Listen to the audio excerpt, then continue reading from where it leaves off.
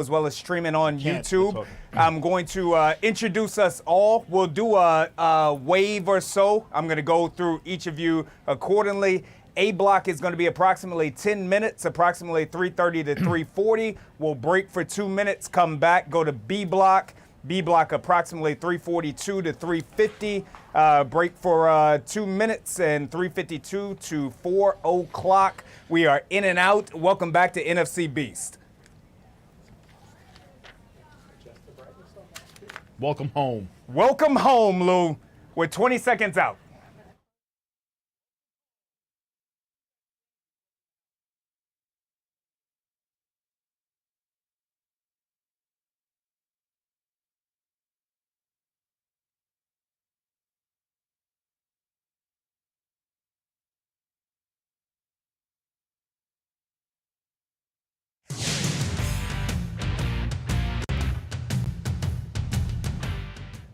What up, my friends, and welcome back to season number 2 of NFC Beast. This is the show in which we take you inside the locker room of your favorite NFC squad, and we have 4 of the top insiders anywhere in the industry, but especially right here again in the NFC East. We're going to begin in New York. My main man, Lou Albanese, is back in the building. Also in Dallas, we've got Mike Ducey. Back. And new to the show in Philly, Tom Shreddencheck in the building. We'll go by Shred as well. Welcome to the show, Shred, as you are now in NFC Beast as well.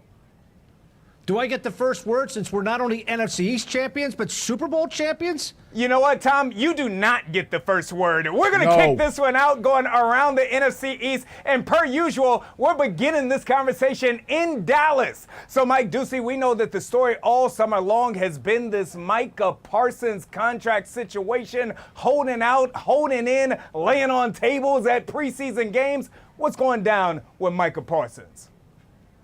What's going down is seemingly something new every day. The latest, as we speak, is that Parsons was spotted at DFW Airport, supposedly heading out of town for a second opinion on his back. You know, his back has really been tight during this contract hold-in. He wants an extension, hasn't been able to get it done with Jerry yet. Back and forth they go. I think it will get done. I'll hold to that, but Jerry has gotten a summer's worth of publicity out of this, and I think that was probably the goal all along. Tom, we'll come to you now. As Mike said right there, bro, the thing with the Dallas Cowboys is they are always in the news. You all might be Super Bowl champions, but Dallas is the ones that always get the clicks here. Who has the leverage in this? Is it Jerry or is it indeed young Micah? Oh, it's Jerry. There's no question it's Jerry, and he's been through this before, Mike. And, you know, and Chad, he's lived through this before, and he's won before. He still has the leverage in this situation. This is Jerry's team worth $12.8 billion. He's not going away. Micah Parsons has got to suit up. And you know what? Doesn't it strike you guys that Dak Prescott signed right before the season started in Cleveland last year? Wouldn't it be Jerry's MO right before that season opener in Philadelphia when the Eagles raise a banner to him like Thursday morning or Wednesday night, say, time to sign Micah Parsons? Lou, you hear all of the news here. Micah still all over the map here. We got Tom saying that Jerry has the leverage here. What say you? I say that Jerry Jones would rather go into contract negotiations than actually win a Super Bowl. I mean, he loves this stuff. He loves it. He lives for it. Mike would know better than I do, but he lives for this. Mike, I think that that's a great point, right? Because that is the conversation that is around this team. It is with all of the value that the Dallas Cowboys have. Is Jerry, even as he gets up there in age, is Jerry more satisfied with owning the headlines than he is potentially owning another Lombardi?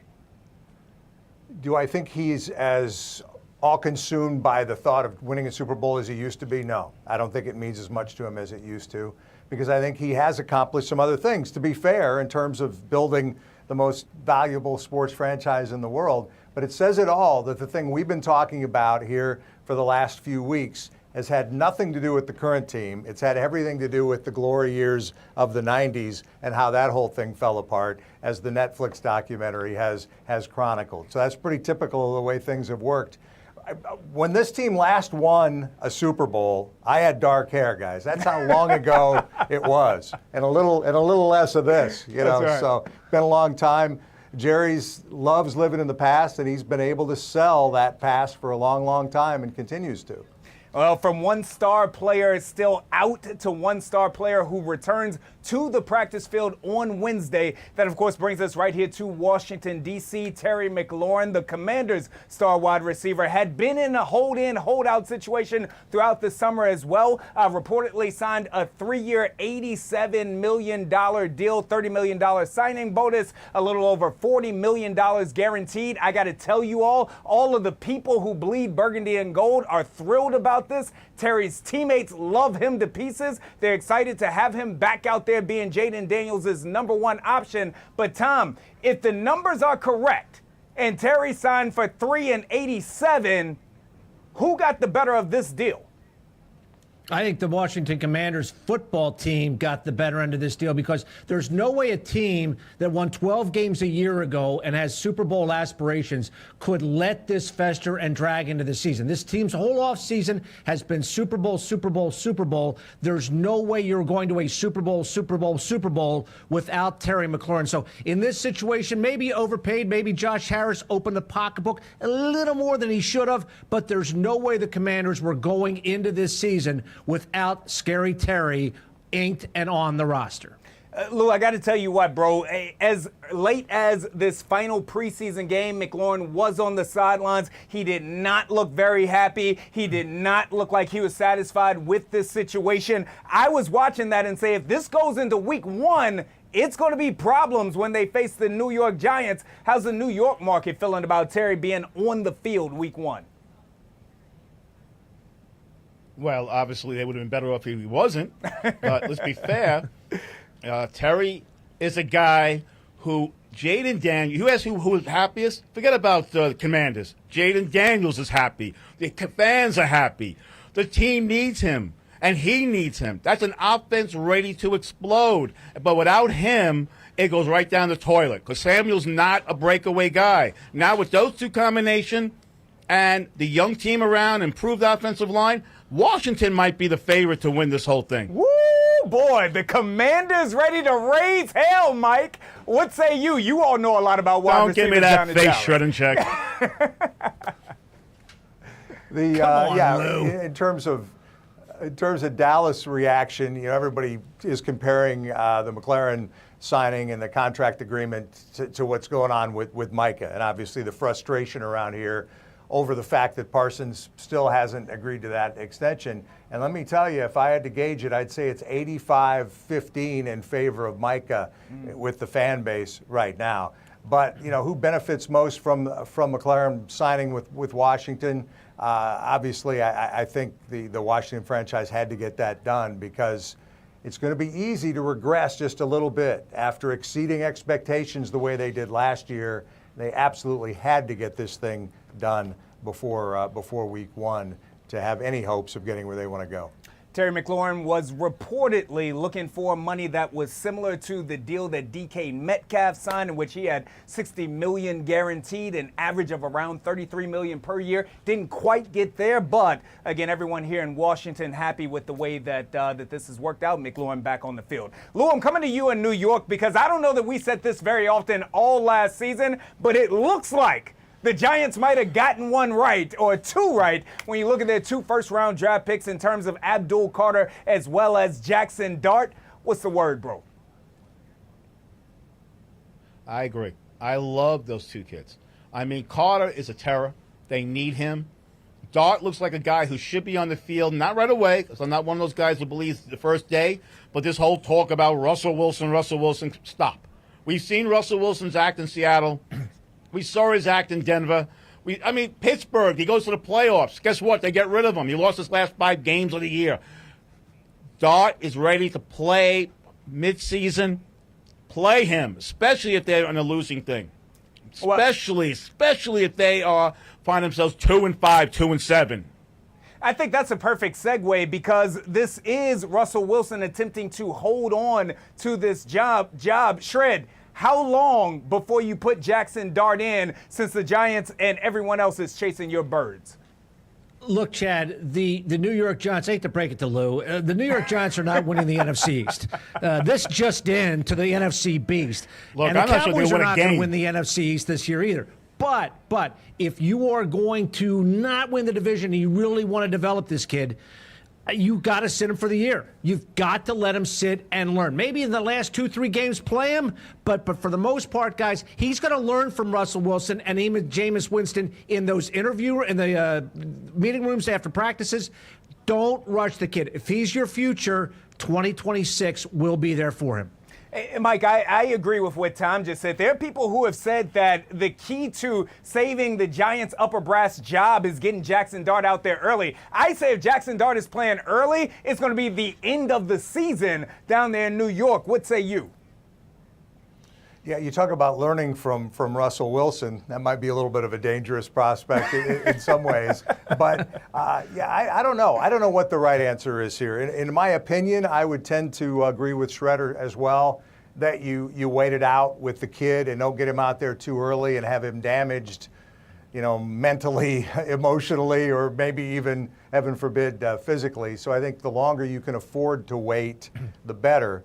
But the temptation is going to be to get him out there because this thing's probably not going to go well early on with Wilson, and it's going to get really loud there in New York. Imagine that, loud in New York. But the call will be for Dart to get out there earlier, I'm sure. I'd wait a while. We'll get Lou's word on this later on, but I think that the Giants are going to be sneaky good this year. Now, not good like 9-10 wins, but maybe 6 or 7. But we'll get that a little bit later on. I want to come to you right now, Shred, because the Philadelphia Eagles had a relatively quiet offseason. That's not great news for the rest of these fan bases. One point that did make national news all summer long was this rivalry between Gilly the Kid and Cam Newton. Overall, judging the legacy of Jalen Hurts. Is Jalen Hurts, given the credit that he deserves, overrated, underrated? Do you think, for 1 second, on the Beast right now, panelists, do you think Jalen Hurts gives a rat's backside what Cam or Gilly or anybody else thinks of him? The guy's got a $50 million contract, he's got a Lombardi trophy, and he's got a Super Bowl MVP award. If anything, guys, all this talk and chatter is only been fuel for this guy. You're right what you said, Chad. Quiet offseason, just the way Nick Sirianni wanted it. No words repeat. The Eagles have not used defending champion. It has been a good, healthy training camp. And if anything, it's only fuel for Jalen Hurts right now, who could give two bleeps what people on the outside think of him or where he's rated among the top quarterbacks in the NFL. Well, that's Tom really bringing the temperature down in the room, Lou. I need you to turn it up, though. I think that Cam was right. As great as I think that Jalen Hurts is, and I believe that he is one of the best leaders and best winners in the National Football League, I don't believe that Jalen Hurts is a top 10 quarterback. Jalen Hurts could be the most disrespected player in the NFL, period. What does this kid have to do? He wins divisions. He wins Super Bowls. He won in college, and everyone hates him. His own players say these things. Can we stop? Stop. Jalen Hurts, he may not be a top 10 numbers quarterback, but he's a top 10 winning quarterback. And I'll take the winner over the numbers. Hey, I'll tell you what. I'll take Jalen Hurts. You have Aaron Rodgers and Russell Wilson, and we'll see who wins. Mike, if you're drafting fantasy or you are drafting, you're the general manager, you're taking Dak or Jalen? Maybe Dak's numbers are going to be a little better if he can stay healthy all year. But let's go back again to the glory years around here, back when I had dark hair and all that. There was a quarterback whose numbers were never that great. His touchdown numbers were never that great. But he was incredibly efficient, and he won 3 Super Bowls, and now he's in the Hall of Fame. You talk about Hurts being a winner, but not necessarily a top 10 quarterback. That doesn't compute to me. If you've won the Super Bowl and you have a decent skill set, as obviously he does, more than decent, to me that puts you in the top 10. So I think Hurts belongs there. All right, Jalen Hurts won a Super Bowl, made his way to another Super Bowl, arguably outplayed Patrick Mahomes in both of them. If all 3 of you are going on that side, I'll come over there with you. We're going to take a quick break right here on NFC Beast. When we come back, we're going to take a look at what could lead your team astray and lead ultimately to a losing season. That's next on The Beast.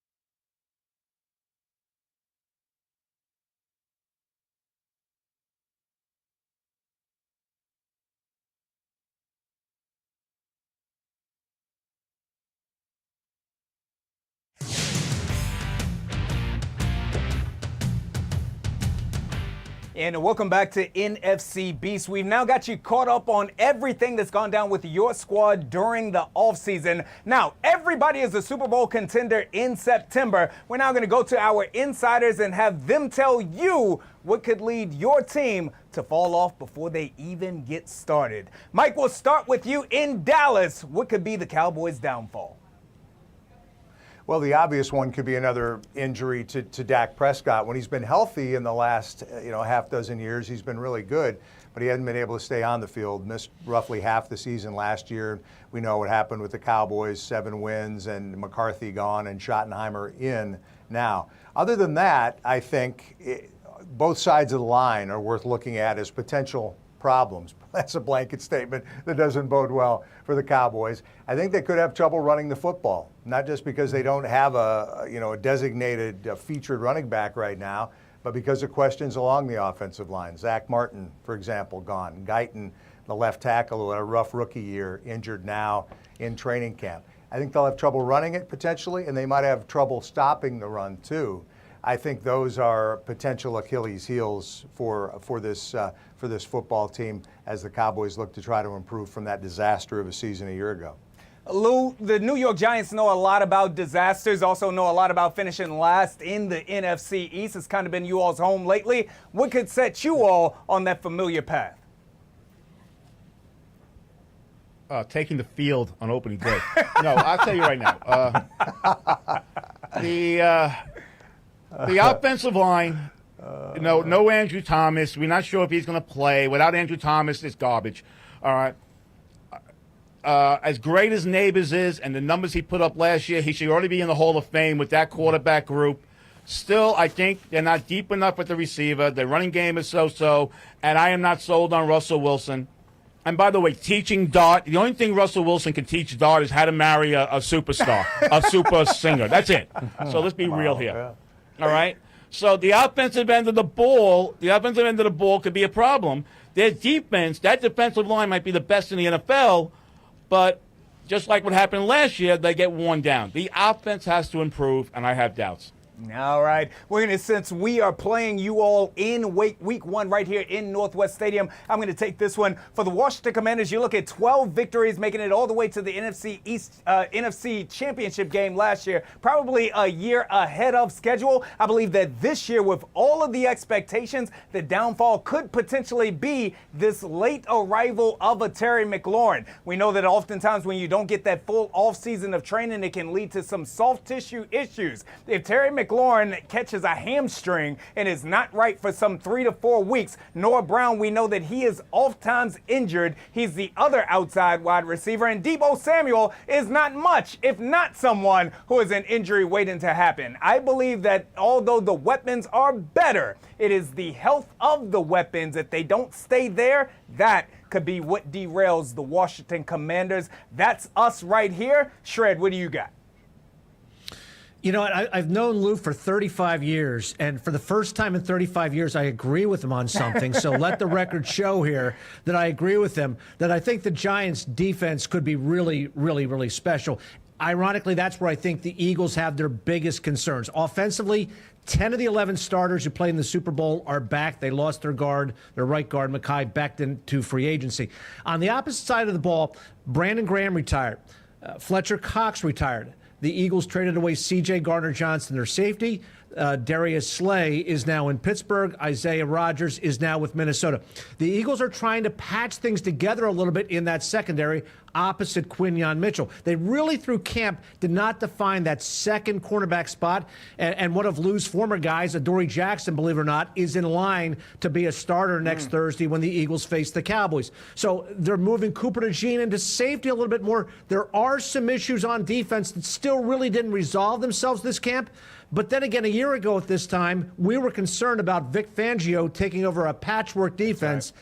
And the Eagles had the #1 defense in the NFL last year. So I think Vic gets the credit here a little bit. I think the Eagles will be fine. But if there's an area to watch, it is the Eagles secondary. Woo, boy. And I tell you what, everybody else, all the other fan bases around the NFC East are hoping that we have finally found an issue in Philadelphia. We'll see about that. All right, guys, coming up, we are going to take a look and do some way too early schedule predictions, as well as predict who will finish least in the NFC East. Keep it locked right here. It's the Beast.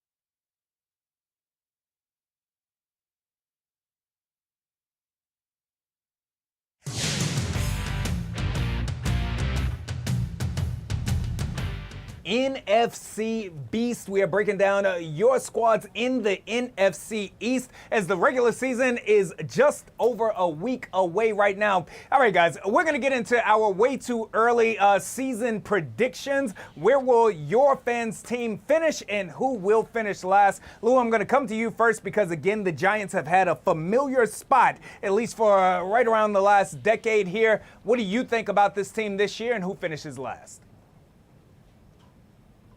So you're saying last is first as I was starting this segment? There we go. All right. I think they will be a little bit better than a year ago. I do love their defensive line. Wilson's an upgrade over whoever they threw out there. I mean, let's be honest. I mean, Tommy DeVito and Daniel Jones and whoever else they threw out there was garbage last year. So that's an upgrade. I think Nabis to Wilson will have a good combination. I'm still not sold in the running game, so I'll say 6 wins. How's that? 7 wins. Let's go 7. 7 wins. 7 wins. I believe the Since I can't over-under do was. math, I don't know what the loss would be. I believe the over-under was 5.5, so that's you going over the expectations. So who finishes last in the NFC East, Lou? I think there's a good chance if they don't get Micah Parsons in there, the Giants and the Cowboys could be battling this, especially if Dak gets hurt. I think Giants have a shot against the Cowboys. All right. I actually happen to agree with that. Again, I think the Giants are going to be better. I think they both stink.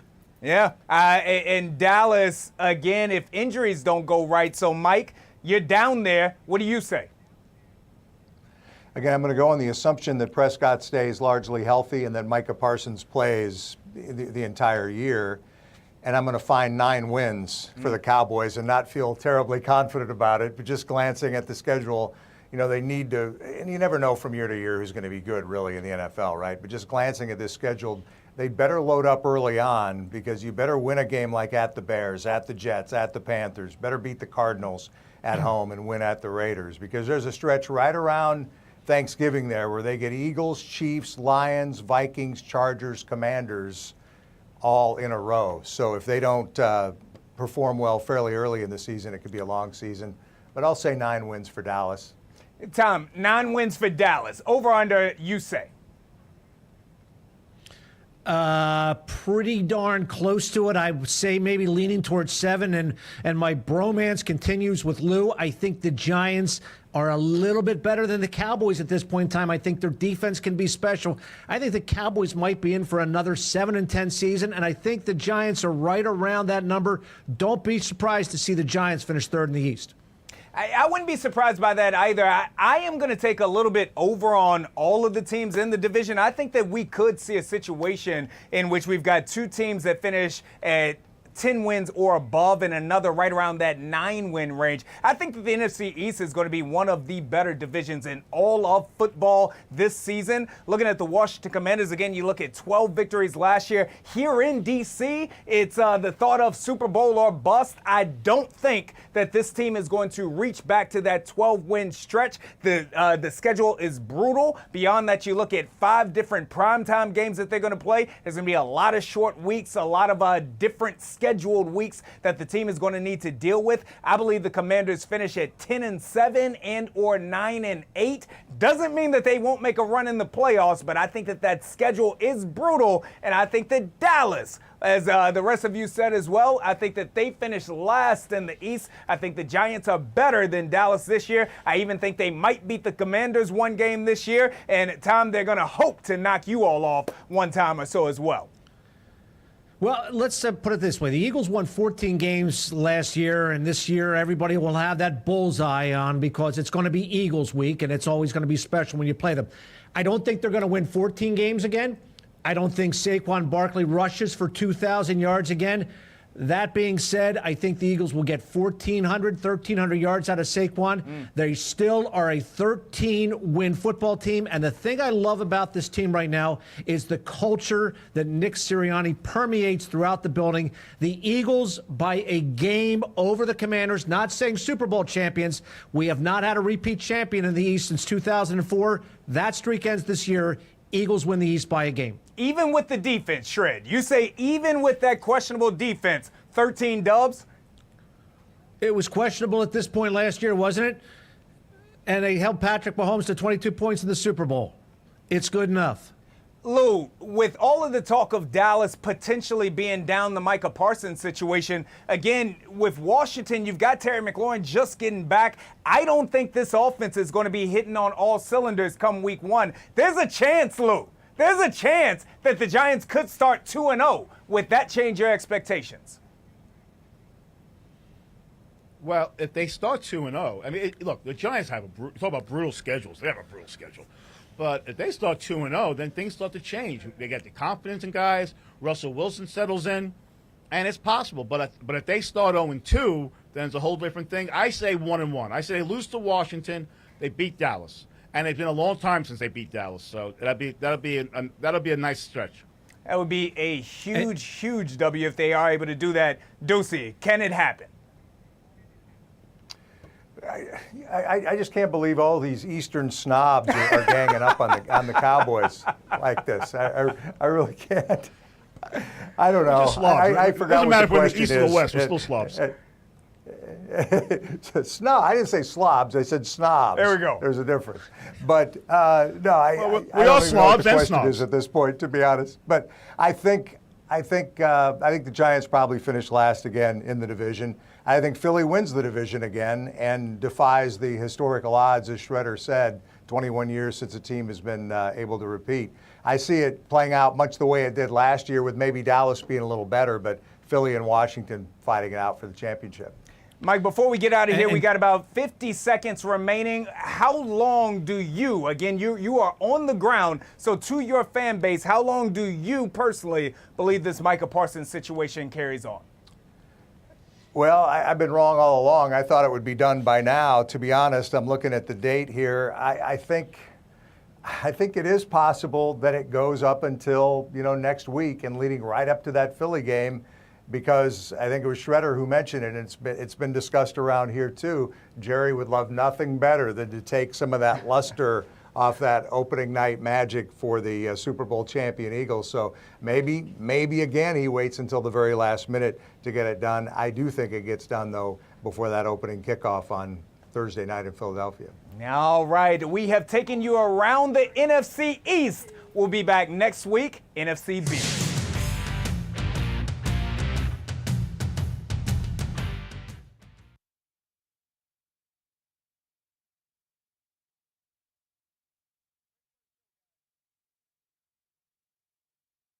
First show, guys. That